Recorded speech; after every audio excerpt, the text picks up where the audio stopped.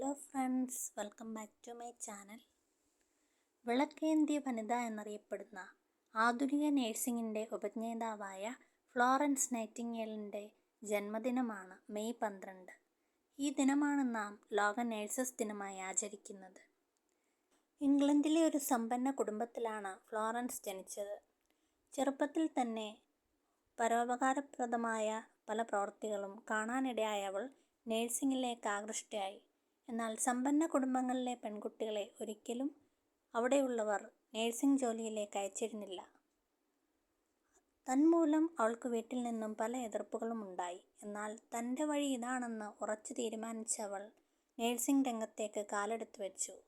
Crimean യുദ്ധകാലത്ത് യുദ്ധത്തിൽ അകപ്പെട്ട പട്ടാളക്കാരെ സഹായിക്കാനാണ് അവൾ ആദ്യമായി ഇറങ്ങിത്തിരിച്ചത്. അതോടെയാണ് അവൾ ലോകശ്രദ്ധ ആകർഷിച്ചത്.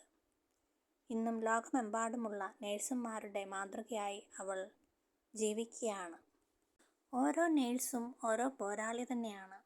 തൻ്റെ അടുത്തെത്തുന്ന അപരിചിതരും അശരണരുമായവർക്ക് രാവും പകലും ഭേദമില്ലാതെ പരിചരിച്ച് അവരെ യഥാർത്ഥ ജീവിതത്തിലേക്ക് മടക്കിക്കൊണ്ടുവരുന്ന യഥാർത്ഥ പോരാളികൾ തന്നെയാണവർ. കഴിഞ്ഞ കൊറോണ കാലത്ത് നാം അവരുടെ സേവനങ്ങൾ കണ്ടതാണ്.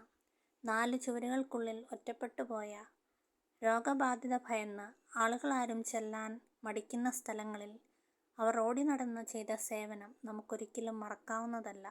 ഏത് പ്രതിസന്ധി ഘട്ടത്തിലും നമുക്ക് ആശ്രയിക്കാവുന്ന യഥാർത്ഥ പോരാളികൾ തന്നെയാണവർ. തൻ്റെ അടുക്കലെത്തുന്നവരെ സ്വന്തം കുടുംബാംഗത്തെപ്പോലെ കരുതി അവരെ നിറഞ്ഞ മനസ്സോടെ പരിചരിക്കുന്ന ഓരോ നേഴ്സും ഓരോ മാലാഖ തന്നെയാണ്.